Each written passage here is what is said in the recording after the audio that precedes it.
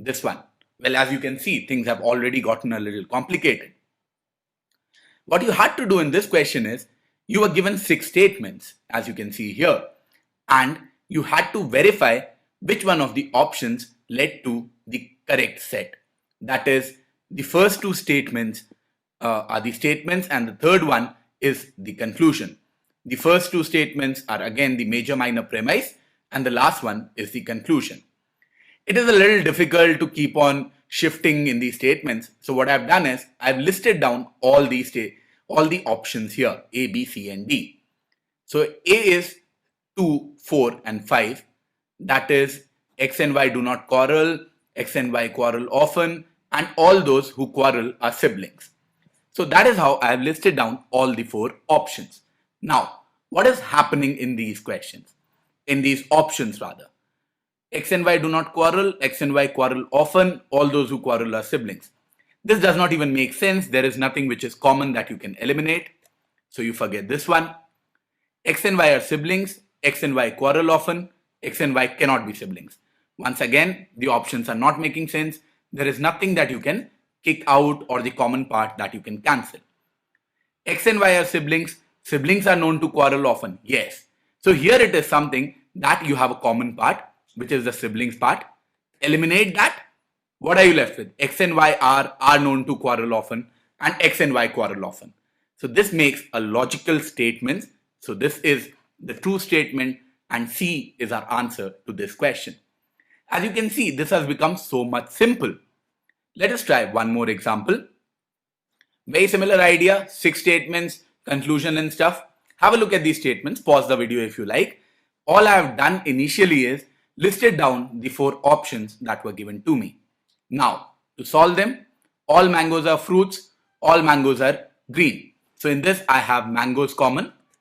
If I eliminate that part, what I am left with is fruits and green, but my conclusion is something totally weird. So this cannot be my answer. It is gone. All mangoes are fruits, all fruits are sweet. Yes, now fruits are common. And once I eliminate that part, I am left with all mangoes are sweet, which is the given conclusion. So that means in this one, B is indeed my correct answer. There is no need to check the other options. Next question. All frogs are amphibians and all that. I have done the exact same process again. Nothing else. Listed down all the options as A, B, C and D. Now, I look at the options individually. All frogs are amphibians. All amphibians are cold-blooded. Good. So that means I can eliminate the amphibians part from it. So what am I left with? I'm left with all frogs are cold-blooded, which is what the conclusion also says. So this one got solved very, very easily and in the first step itself, and A becomes my answer.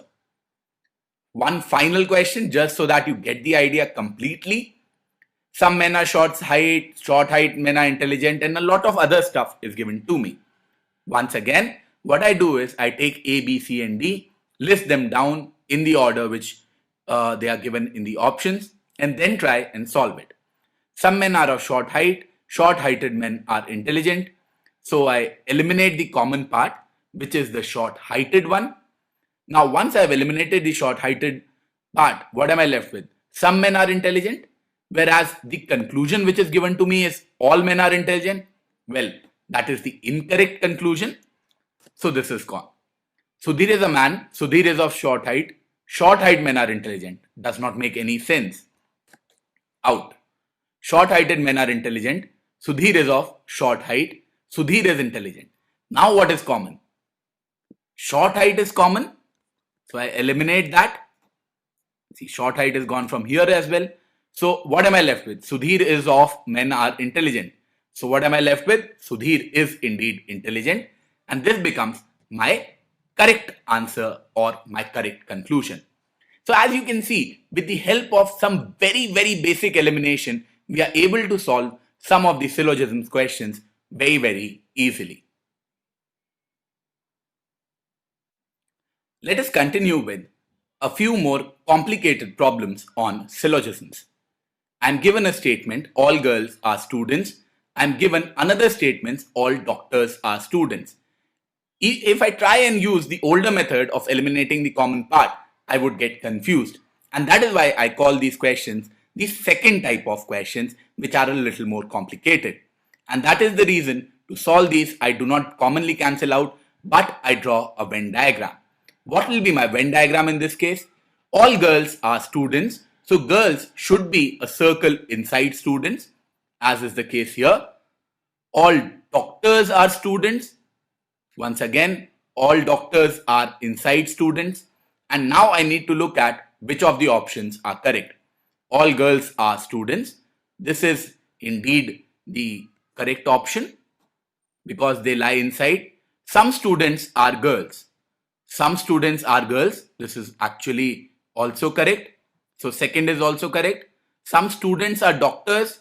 Again, third is also valid because as you can see from here, some people who are inside the student area are doctors. All doctors are girls. That is not necessary. Doctors and girls can be different sets, which means the first, second and the third statement are valid, which means only 1, 2 and 3 follow, or option D is my correct answer. Let us look at one more question on this. All researchers are sociologists. Some researchers are professors. So again, this becomes a little confusing because all and some is there. Let us draw a Venn diagram. All researchers are sociologists. First this. So my researchers, as you can see here, are inside the circle of sociologists. Then some researchers have to be professors. So there should be something which is common between the researchers and the professors, which is this particular portion here. And now you look at these statements. All researchers are professors. No, all researchers are not professors. Some researchers are professors. Yes, some research and professor people are common. So 2 is valid. Some professors are sociologists. Once again, there is some portion which is common between the two of them. So third is also valid. Some sociologists are researchers. There is some portion which is common between sociologists and researchers as well. So fourth is also valid. That means second, third, fourth are valid, which means option B becomes my answer. To continue, a couple more examples. Some democracies are dictatorships. No dictatorship is a monarchy. This will be a typically slightly more difficult in case of a Venn diagram because democracies and dictatorship need to have something in common. So here, dictatorship and democracy are two sets intersecting. Dictatorship and democracy are two sets which are intersecting. The second statement says no dictatorship is a monarchy, which means that dictatorship and monarchy can have nothing in common, which is being shown by either of the two Venn diagrams. But the second statement, which is about dictatorship and monarchy, does not tell us anything about democracy and monarchy. So there might be disjoint sets. There is nothing in common between them. There might be something which is common between them. And that is the reason we need two Venn diagrams for this, just to play safe, just to be clear. Now we look at the options. No democracy is a monarchy. In the first case it is not, but in the second case it is. Well, that means first cannot be my answer. No dictatorship is a democracy. Well, there are plenty of dictatorships which are democracies in both the cases. So second can also not be my answer. Some democracies are monarchy.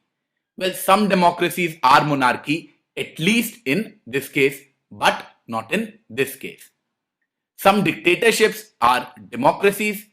Some dictatorships are democracies. Well, that is true in both these statements. So the only confusion, so to say, which exists is in the third one, which said that some democracies are monarchy. In one case it is happening, in one case it is not. Very similarly, no democracy is a monarchy. That is also happening in one case and not happening in another case. What do you do in such cases? Well, for something to be true, it should be always true. So first statement and third statement are not always true.